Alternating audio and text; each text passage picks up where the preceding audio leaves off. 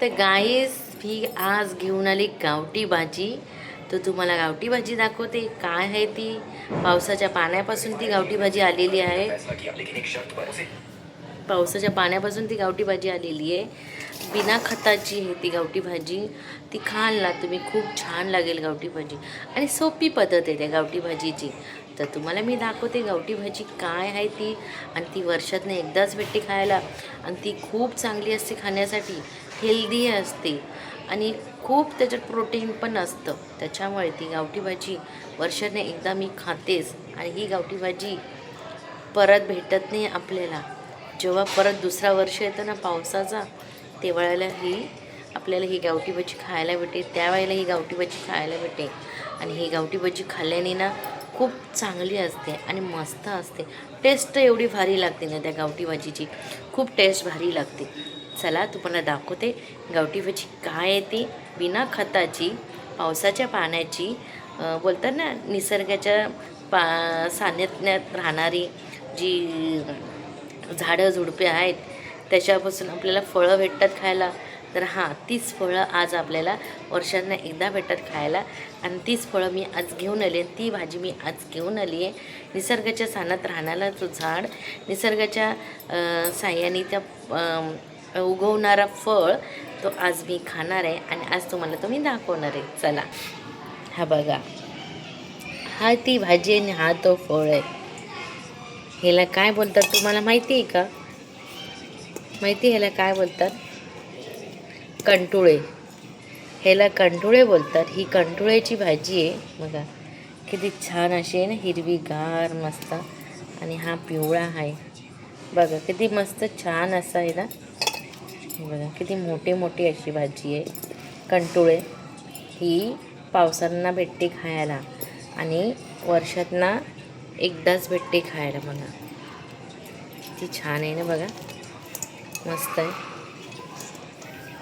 ही भाजी मी आली ना बाजारात विकायला की हमका मी ही भाजी घेते. आणि ही भाजी मी आणते घरी आणि करते आणि खाते. कारण काय, ह्या भाजीमध्ये प्रोटीन भरपूर असतं.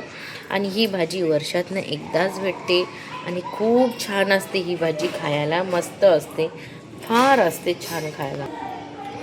जर तुम्हाला ही भाजी भेटली ना बाजारात, नक्की घ्या. खूप सांगते तुम्हाला, भरपूर सांगते मी तुम्हाला. कारण का सांगते, ही भाजी खाल्ल्याने ना पोटासाठी चांगली असते आणि शरीरासाठी पण चांगली असते. आणि ही भाजी खाल्ल्याने खूप बरं वाटतं.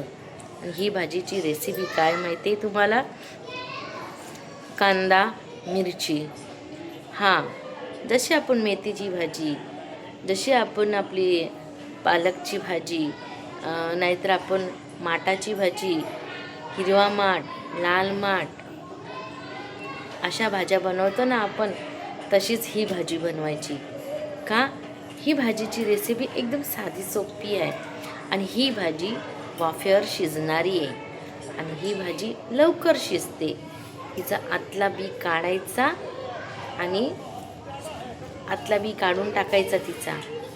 जसं कारला कापतो ना, कारल्यामध्ये बी असते ना, तशी ह्याच्यामध्ये बी असते. ती बी काढून टाकून द्यायची. आणि मग ही भाजी घ्यायची. पूर्ण बाहेरचा कवर आहे ना, तो सगळं घ्यायचा. जे आतल्या बिया असतात ना, त्या टाकून द्यायच्या आपण सगळ्या.